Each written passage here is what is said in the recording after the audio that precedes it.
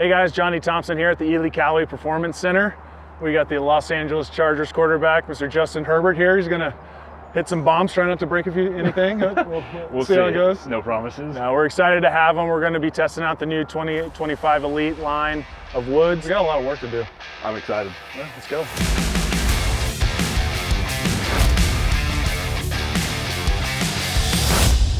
So when healthy, off season, how much golf?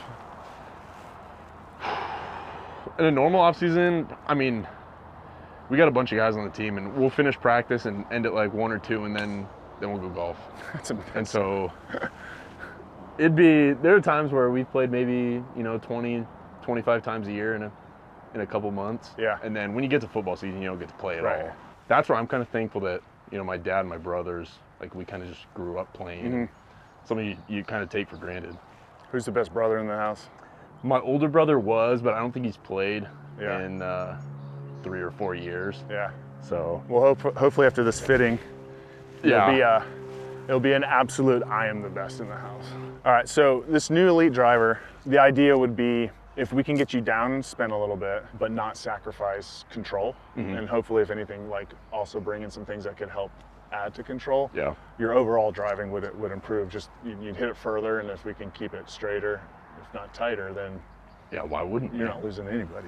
So first thing I'm gonna have you hit is the same, you're in the triple diamond, AI Smoke. We're gonna go triple diamond in the Elyte. And the big difference this year from head to head, the shape is pretty much the same. The footprint, it's been our most popular tour driver since we came out with it. So the shape hasn't changed a ton over the years because that's what guys love.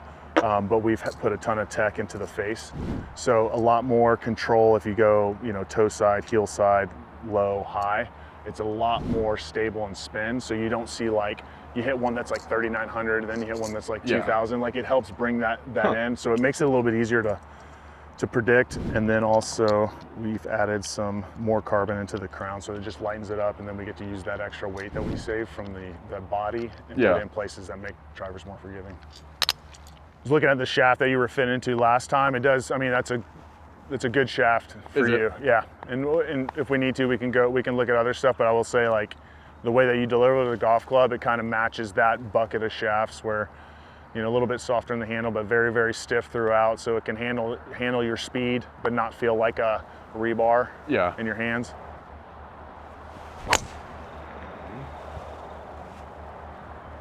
One of the last smokes you hit with kind of comparable ball flights. It was like just under 4,000 spin. That was like 3,700. So we'll just kind of see after we hit a few of them, how they compare to similar shots with smoke.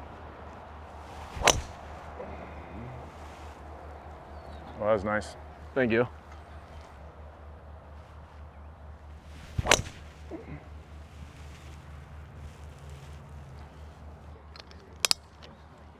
Okay, I made a little bit of change here on the sole weights, so a little bit more weight forward. I just want to see how low that spin can go. Okay. There's some things that can happen when you make that change that might not work for us, and they might. But I just want to really look at spin and just see how much lower it can go with that heavy weight forward.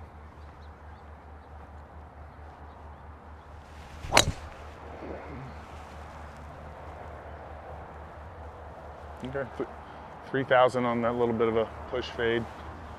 So you square one up here and we'll, moment of truth. I'm trying.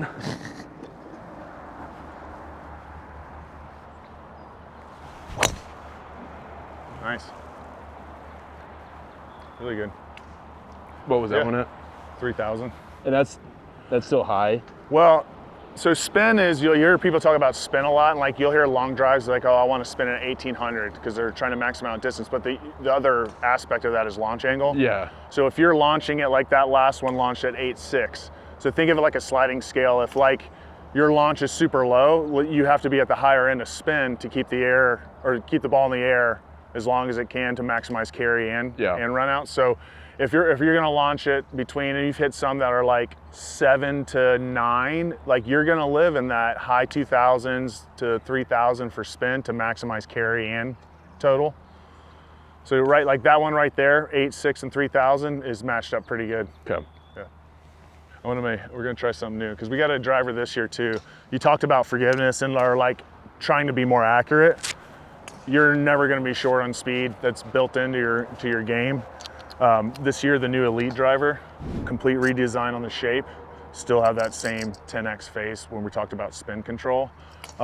This head rivals ball speed now with triple diamond.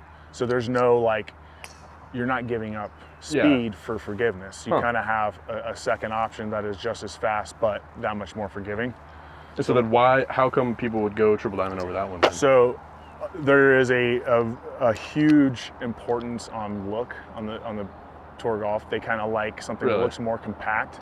But with that being said, I mean, the triple diamond is incredibly high MOI for that shape of a head. So it's very forgiving.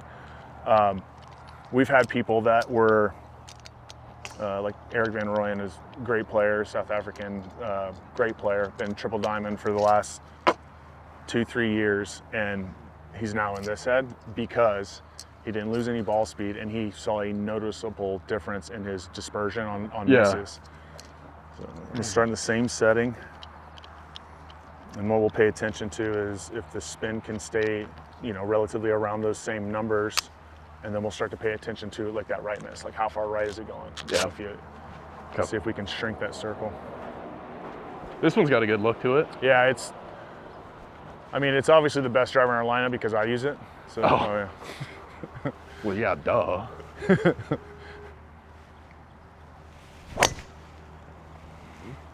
Yeah, baby. Yeah, but I like it. It's a good flight there. About 3,100 on the spin. So this one, if we get the spin kind of similar to where you've been, what I want you to do is hit like 3 or 4 and just kind of pay attention to like how it felt at impact. You look up, is it as far offline as you thought it was going to be? Because I think we should see a shrinking in the dispersion. About 3,400 on that one, but again, like it's not curving as much, and you hit 3 that kind of lay right around that same circle, but we're gonna make another change. So the other cool thing about this driver is this adjustable perimeter weighting. Yeah. So right now it's set at neutral. If we're seeing like a little bit more right biased, pretty easy. We can change the CG of the driver by moving this over heel side. I was gonna ask which way. Yeah. I felt with that one, 2 shots ago, I felt like I mishit it. Yeah. And it did not nearly go as far right. Yeah.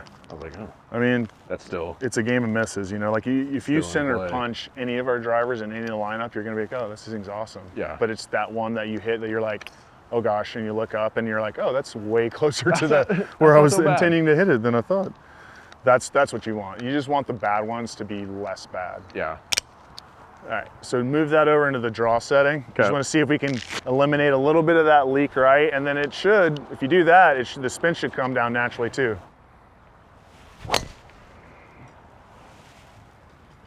There's 2,800 on that one. So it's not like a cut, it's just it's a little push, but you didn't have like a lot of cut spin on that one. That was like 2,800. And again, if you're launching it at, that got up to like 11. That would be a little on the high side, but if we're less concerned about being the longest driver in golf, but being more accurate, like let's get rid of these OB balls that kill the hole from the start. You're in a pretty good place with that Elyte because it's definitely not curving as much. Yeah, this one feels great. All right, one more. I want to see you hit a draw. And the problem too is like I don't play enough golf that my setup is probably not always the same. Yeah. I tried. I don't even know if I'm set up properly or whatnot, and I mean that's where like issues come from. That's sort of like the discipline of like if you do get a chance to go hit balls, like lay down a couple clubs or some alignment sticks. Like that's, if you're not playing golf all the time, like just those little things can have such a huge effect. Because if you think you're aimed here and everything's going this way, but you're thinking I got to hit it over here. Yeah. It's gonna whack your golf swing out. And it's like throwing a football without. Like I probably have the same footwork on all these routes, and if I don't think about it or I just like line up my feet wherever, I'm gonna miss the like throw. your motion's good, but like your lines are messed up, so the ball's not gonna go where. Then everything's messed up.